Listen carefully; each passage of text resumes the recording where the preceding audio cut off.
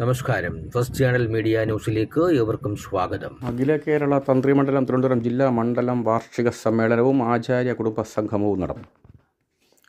അശ്വതി തിരുനാൾ ഗൗരി ലക്ഷ്മിബായി തമ്പുരാട്ടി സമ്മേളനം ഉദ്ഘാടനം ചെയ്തു.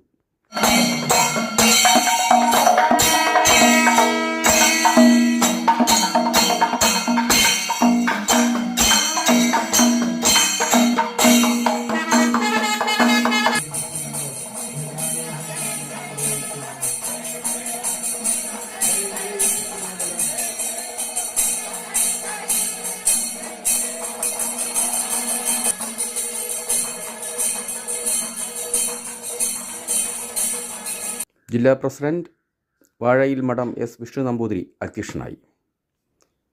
സംസ്ഥാന പ്രസിഡന്റ് പ്രൊഫസർ VR നമ്പൂതിരി അനുഗ്രഹ പ്രഭാഷണം നടത്തി.